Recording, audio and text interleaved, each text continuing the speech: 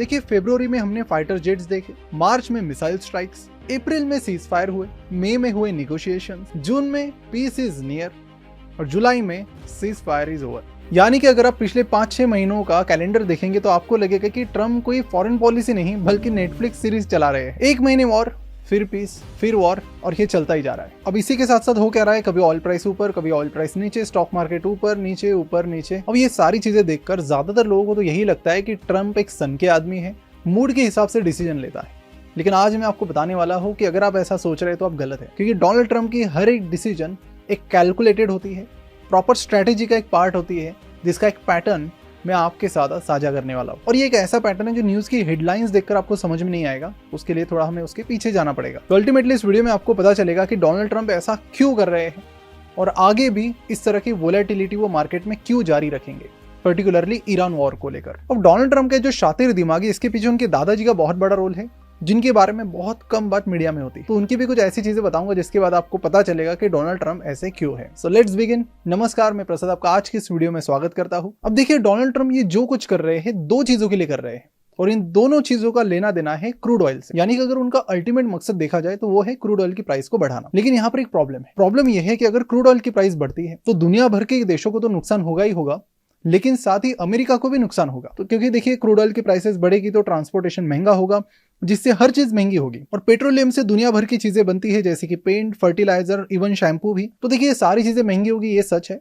और इसमें अमेरिका का भी काफी सारा नुकसान होगा। लेकिन यहाँ पर आपको एक फाइनेंशियल कैलकुलेशन समझना पड़ेगा, और वो डोनाल्ड ट्रम्प के हिसाब से ये है कि जितना नुकसान इससे अमेरिका को होगा उससे ज्यादा का फायदा होगा। अब देखिए फायदा कैसे होगा, तो मोटा मोटी इसके दो तरीके हैं, जैसा मैंने आपको पहले बताया। पहला फायदा है डोनाल्ड ट्रम्प का खुद का, और दूसरा फायदा है पूरे यूनाइटेड स्टेट्स का। तो देखिए इसमें जो पहला कारण है वो डोनाल्ड ट्रम्प का बहुत ही पर्सनल कारण है, और ये समझने से पहले आप ये क्लिप देख लीजिए। The top 100 oil and gas companies in the world in March made about $30 million an hour, according to the best estimates. यानी ऑयल इंडस्ट्री की जो टॉप 100 कंपनीज है वो हर घंटा $30 मिलियन यानी कि लगभग 300 करोड़ एक्स्ट्रा पैसे हर घंटे के बना रही है। मैं एक्स्ट्रा पैसों की बात कर रहा हूँ, नॉर्मल बिजनेस अलग से। और कारण क्या, तो सिर्फ ईरान वॉर की वजह से, सिर्फ और सिर्फ पिछले महीनों में इन्होंने $23 बिलियन यानी 2,70,000 करोड़ रुपए एक्स्ट्रा कमा लिए। तो कौन थी ये कंपनीज, तो सबसे ज्यादा फायदा सऊदी अरेबिया की सबसे बड़ी कंपनी अरामको को हुआ। अब अरामको से भी ट्रम्प का लेना देना है, बाद में आपको बताऊंगा।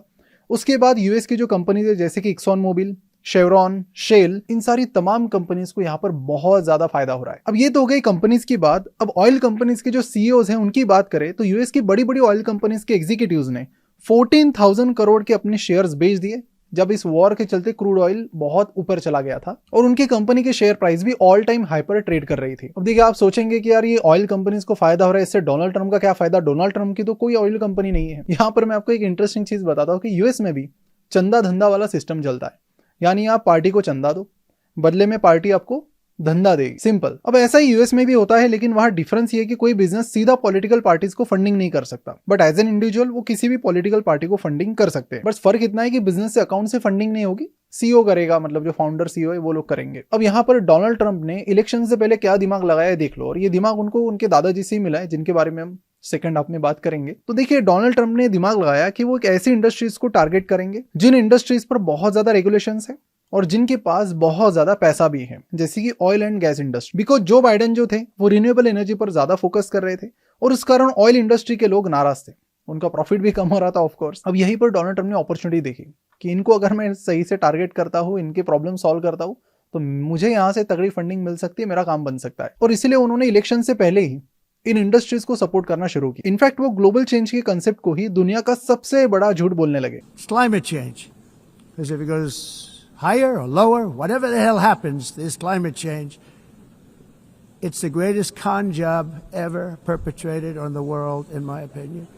अब लोग हंसने लगे, लोगों को लगा कि यार ट्रम्प तो बेवकूफ है, लेकिन ट्रम्प बेवकूफ नहीं है। इनको अच्छे से पता था कि इनको अगर मैंने सपोर्ट किया मेरा काम बन गया। और फिर आपको ताज्जुब नहीं होना चाहिए ये जानकर कि ट्रम्प को सबसे ज्यादा फंडिंग इन्हीं कंपनी से बाद में आई। इनफैक्ट हैरोल्ड हैम, जो कि दुनिया की सबसे बड़ी private oil company continental resources के फाउंडर हैं, इनकी नेटवर्थ क्लोज टू $20 बिलियन है। यानी फिलहाल ये दुनिया के 136th रिचेस्ट पर्सन है, और यही हैरोल्ड हैम डोनाल्ड ट्रम्प के सबसे बड़े सपोर्टर है। In fact he was the one जो $1 बिलियन रेज करते हैं for Donald Trump election campaigns from oil executive. यानी कि एक अच्छा खासा फंडिंग उन्हें मिलता है ऑयल कंपनी से, और फिर अगर कोई भी कंपनी फंडिंग देगी तो फ्री में थोड़ी ना देगी। और इसलिए जो ईरान वॉर है, अगर आप देखेंगे तो दिस इज अ सिंपल पे बैक टाइम।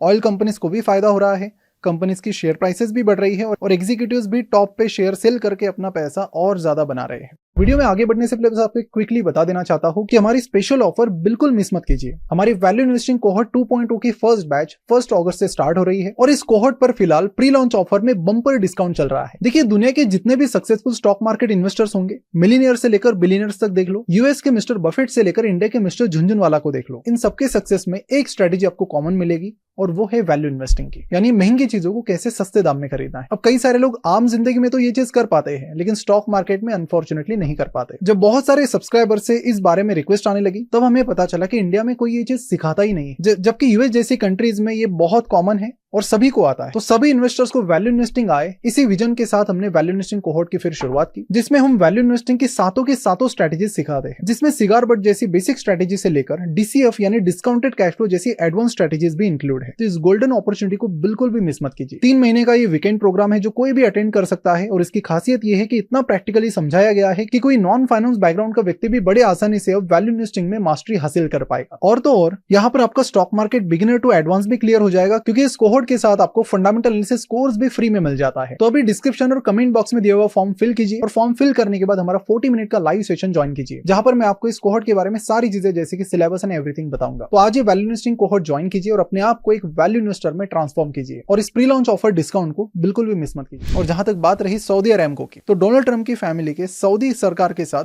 बहुत डीप कनेक्शन है। इनफैक्ट सऊदी अरेबिया सरकार ने डोनाल्ड ट्रंप के दामाद जैरेड कश्नर की प्राइवेट इक्विटी फर्म में 19,000 करोड़ रुपीस इन्वेस्ट किए हैं। अब दूसरा फायदा डोनाल्ड ट्रंप को जो मिलता है अपनी अजीबोगरीब हरकतें करके, वो पूरा का पूरा यूनाइटेड स्टेट्स को मिलता है। मतलब he is a kind of person जो खुद के बारे में तो सोचता ही सोचता है, देश के बारे में भी बहुत सोचता है। देखिए, गोल्ड वाले वीडियो में भी हमने बात की थी 1944 की ब्रेटन वुड्स अग्रीमेंट के बारे में, जिसके चलते कैसे डॉलर दुनिया की डोमिनेंट करेंसी बन गया। और यूएस आज जो सुपर पावर है, उसके पीछे जो सबसे बड़ा कारण है वो है यूएस डॉलर का। और आप एक चीज अच्छे से समझ लीजिए कि ये जो यूएस डॉलर है, ये अमेरिका का मनी है। ये एक ऐसा मनी है जो जब तक यूएस के पास है तब तक उनके पास सुपर पावर है, जब नहीं रहेगा तब तकलीफ। और 2025 में पहली बार अमेरिका को लगा कि हमारा जो मनी है ये खतरे में आ चुका है। कैसे? तो देखिए, काफी समय से यूएस और खासकर ट्रंप की हरकतों से पूरी दुनिया परेशान है। ग्रीनलैंड का मुद्दा ले लो, मिडिल ईस्ट में वॉर का मुद्दा ले लो, या फिर रशिया के एसेट्स फ्रीज करने का मुद्दा ले लो, इन सब इश्यूज के बाद में एक मूवमेंट ने बहुत ज्यादा जोर पकड़ लिया और वो मुद्दा था डी डॉलराइजेशन का, यानी डॉलर की पावर को कम करो। तो इसका अंजाम क्या हुआ? तो दुनिया भर के सेंट्रल बैंक्स गोल्ड खरीदने लगी और जैसे जैसे गोल्ड बहुत ज्यादा खरीदने लगी, यूएस डॉलर काफी वीक होने लगा। आप में से ज्यादातर लोग शॉक हो जाएंगे ये सुनकर कि 2025 में यूएस डॉलर गिर गया था। अब देखिए, यहाँ पर आप में से कुछ लोग कंफ्यूज हो सकते हैं, क्योंकि 2025 में रुपये भी गिर रहा था। और अगर आप ये वाला क्लिप देखेंगे, First of all, I would look at it as not rupee sliding. I will look at it as dollar strengthening. तो इस क्लिप में जब इंडिया के फाइनेंस मिनिस्टर से पूछा गया कि रुपये बहुत तेजी से गिर रहा है, तो उन्होंने कहा था कि रुपये नहीं गिर रहा है, डॉलर स्ट्रांग हो रहा है। लेकिन 2025 की अगर सिचुएशन देखें तो ये थोड़ी एक क्रेजी सिचुएशन थी, डॉलर भी गिर रहा है और रुपये भी गिर रहा है।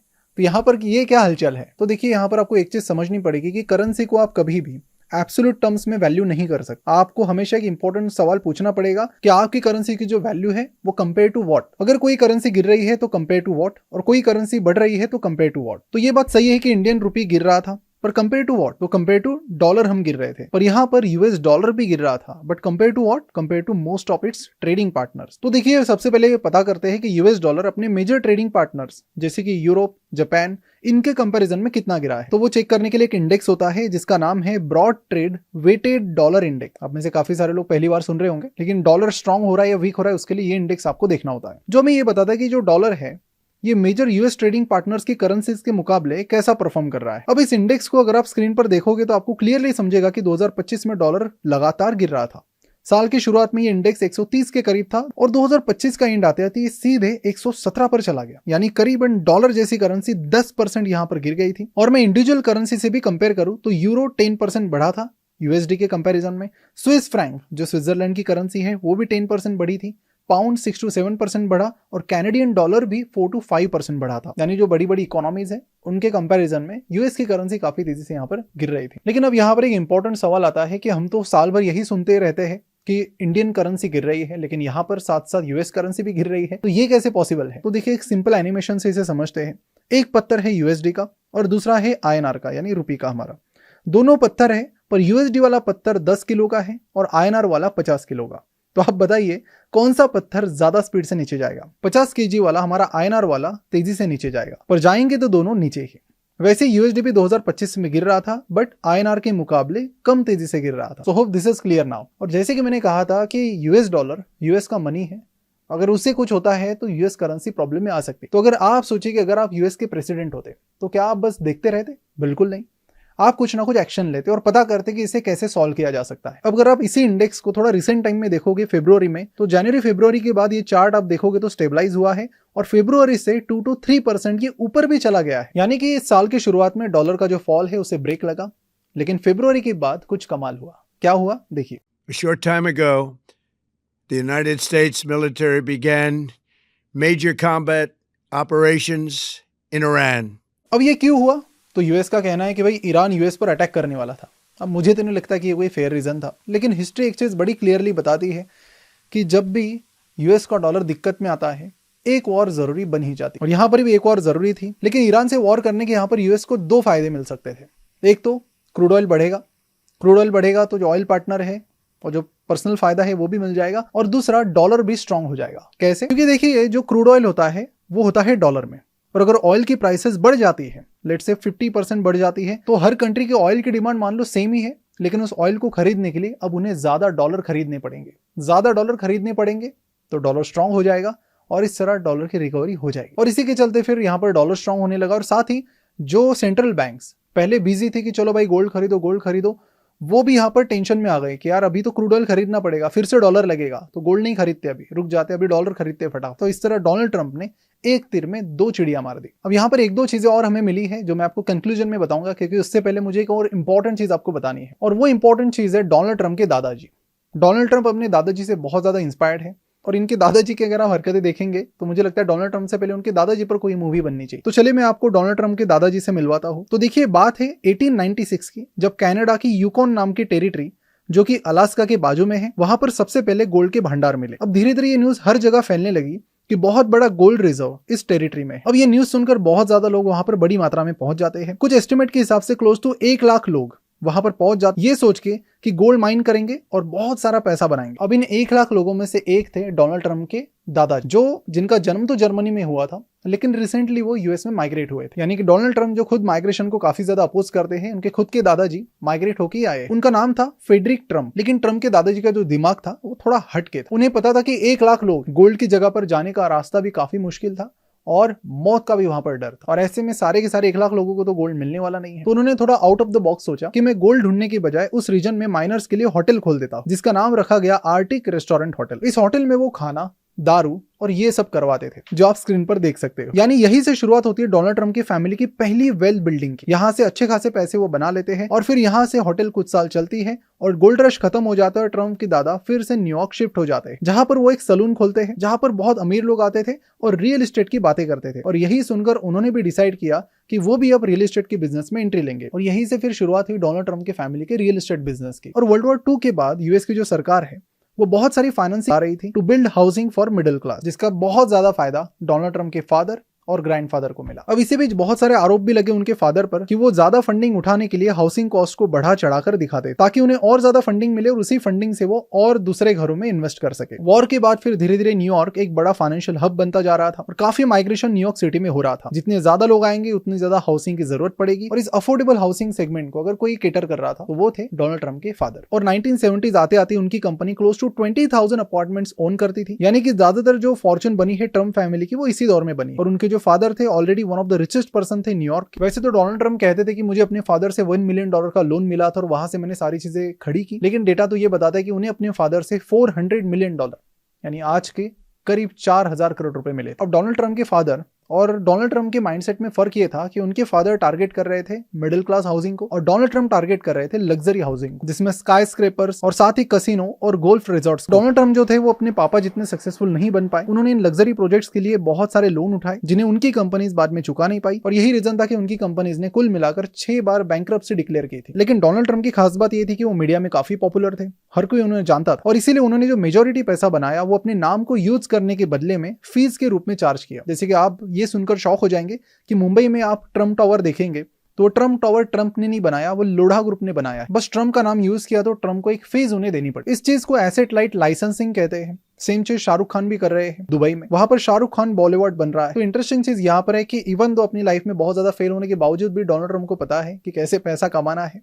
और मीडिया में ऊपर रहना है। तो देखिए सिंपल सी बात करो तो ट्रम्प किसी के सगे नहीं है। वो अल्टीमेटली फायदा दो ही चीजों का देखते हैं, अपना और अपने देश का। अब ट्रम्प का फायदा इसी चीज में है कि इस वॉर को वो किसी ना किसी तरीके से जारी रखे, क्योंकि जब तक ईरान के साथ वॉर है तब तक जो स्ट्रीट ऑफ हॉर्मुज है वो कभी शुरू रहेगा कभी बंद रहेगा। अब इस चालू बंद के बीच होगा क्या, बहुत सारी कंट्रीज को ऑयल नहीं मिलेगा, ऑयल की प्राइसेस फिर से बढ़ती रहेगी और फिर बढ़ेगी तो ऑयल कंपनीज को धनाधन प्रॉफिट मिलेगा, जिससे डोनाल्ड ट्रम्प को डायरेक्ट फायदा है। फिर निगोशिएशंस की बातें हुई, फिर ऑयल की प्राइसेस कम हो जाएंगी और जैसे ऑयल की प्राइसेस कम हो जाती है डोनाल्ड ट्रम्प फिर से आ जाते, बोलते हैं कि नेगोशिएशन कैंसिल। पहले तो इन्होंने बताया था कि हम ईरान के साथ इसलिए डील नहीं कर रहे बिकॉज ईरान के पास एरोगन्स है, वो डील करने के लिए तैयार नहीं है। लेकिन रिसेंट में पिछले 2 महीने में हमने देखा कि ईरान भी आगे आए कि चलो हम डील करते हैं आपके साथ। लेकिन यहाँ पर जब डील भी हो गई तो उसके दूसरे दिन ही डोनाल्ड ट्रम्प पलट गए कि ठीक है भाई, ये बहुत ज्यादा एरोगन्स है ईरान में, हमें नहीं करनी है डील। और फिर से तो ये इनका चलता ही रहेगा क्योंकि उनको पता है कि उनका फायदा किस चीज में है। लेकिन आपको एक चीज यहाँ पर ये भी बताना चाहता हूँ कि डोनाल्ड ट्रम्प जो चीजें कर रहे हैं शॉर्ट टर्म में तो यूएस को फायदा मिल रहा है, उन्हें पर्सनली भी बहुत ज्यादा फायदा मिल रहा है, क्योंकि वो बीच में स्टॉक मार्केट में कई बार ट्रेडिंग करके भी उनकी फैमिली ने काफी पैसा कमाया, मार्केट ऊपर नीचे करके। लेकिन शॉर्ट टर्म में तो ये सारी चीजें चलेगी, लेकिन लॉन्ग टर्म में इसका बहुत निगेटिव इंपैक्ट यूएस का बनता जा रहा है। यूएस की जो इमेज है वो इसमें काफी खराब हो रही है, उन पे ट्रस्ट करना काफी टफ हो गया है और इसीलिए फिर सेंट्रल बैंक्स ने गोल्ड खरीदना शुरू किया था डॉलर को बेच के। अब हालांकि यहाँ पर उन पर एक कंपल्शन आ गया है क्रूड ऑयल बढ़ने की वजह से कि चलो यार अभी वापस डॉलर खरीदना पड़ेगा, लेकिन जैसे ही डोनाल्ड ट्रम्प अपनी सत्ता से निकल जाएंगे, क्योंकि 2 बार ही वहां पर प्रेसिडेंट बन सकता है कोई व्यक्ति, तीसरी बार तो आएंगे नहीं, कोई और आएगा, तब जरूर जो बाकी कंट्रीज हैं वो धीरे धीरे वहां की सेंट्रल बैंक्स और बाकी चीजों बैकफायर करने लगेगी। तो लॉन्ग टर्म में यूएस डॉलर और यूएस इकोनॉमी को इसका एक थोड़ा बहुत नेगेटिव इंपैक्ट झेलना पड़ सकता है, जो भी हरकतें डोनाल्ड ट्रम्प यहाँ पर कर रहे हैं फिलहाल अपने फायदे के लिए और फिलहाल के लिए शॉर्ट टर्म यूएस के फायदे के लिए। अब इसी चीजों का खामियाजा इंडिया को काफी भुगतना पड़ता है, क्योंकि हम बहुत सारा क्रूड ऑयल खरीदते हैं। यहाँ पर मेरे हिसाब से अभी हमने इथेनॉल स्टार्ट किया, मैंने एक वीडियो में बात भी की लास्ट वीडियो में कि इथेनॉल करके जितना हम क्रूड ऑयल का इंपोर्ट बचा रहे हैं उससे ज्यादा ऑयल 2 चीजों से बच पाता था। अगर हमारा इंफ्रास्ट्रक्चर ऑयल का सही रहता तो ऑयल वेस्टेज कम होता, तो इथेनॉल रिप्लेसमेंट से ज्यादा सेविंग हमारी क्रूड ऑयल से वहां पर हो सकती थी, नंबर 1। और नंबर 2, अगर हम इलेक्ट्रिक व्हीकल का इंफ्रास्ट्रक्चर यहाँ पर बना ले, और चाइना ने वही किया है, डिपेंडेंसी जितनी ज्यादा कम क्रूड ऑयल पर उतना बेटर। और इंडिया को भी अगर ये अपनाना है तो EV infrastructure is only way. Ethanol से क्या हो रहा है सभी को पता है। और जहां तक बात रही मार्केट की वोलेटिलिटी की, किस महीने ऊपर किस महीने नीचे, मुझे लगता है ये आने वाले टाइम में भी चलता ही रहेगा, बिकॉज डोनाल्ड ट्रम्प फिर से पूरा फोकस करेगी क्रूड ऑयल को फिर से ऊपर कैसे लेकर जाना है। तो आई होप अब तो आपको ये समझ में आ गया होगा कि डोनाल्ड ट्रम्प कोई बेवकूफ आदमी नहीं है, he is a very smart person, extremely smart person, और उससे पता है कि क्या करना है। अब लोगों को कई बार लगता है कि यार ये कल कुछ करता है दूसरे दिन कुछ और करता है, हर एक चीज कैलकुलेटेड मूव है, हर एक चीज वेरी वेल प्लान्ड है। अब दुनिया को लगता है कि ये बेवकूफ है, ये पागल है, मतलब पूरी दुनिया की मीडिया उन्हें वैसा ही कहती है, but that's not the case. Donald Trump is a very intelligent person, उसे पता है पैसा कैसे बनाना है, और फिर उसके लिए फिर खुद की इमेज खराब हो जाएगी तो उससे डोनाल्ड ट्रम्प को फर्क नहीं पड़ता। और जाते थे हमारे वैल्यूएशन कोहॉर्ट 2.0 को जरूर चेकआउट कीजिए, जहां पर प्री लॉन्च ऑफर में आपको जबरदस्त डिस्काउंट मिल रहा है। लिंक नीचे डिस्क्रिप्शन और कमेंट बॉक्स में दी गई है। सी यू देयर। और फिलहाल के लिए वीडियो में इतना ही। चैनल को जरूर सब्सक्राइब कीजिए, बेल आइकन पर भी क्लिक कीजिए अगर नहीं किया है तो, क्योंकि तभी आपको सारी वीडियोस की नोटिफिकेशंस मिलेगी। तो मार्केट की कमेंट्री और डीप रिसर्च के लिए फिनोवेशंस को जरूर सब्सक्राइब कीजिए। तो सी इन द नेक्स्ट वीडियो, जहां पर हम बात करेंगे कि क्या सरकार ने टाटा ग्रुप को स्कैम किया। सी यू।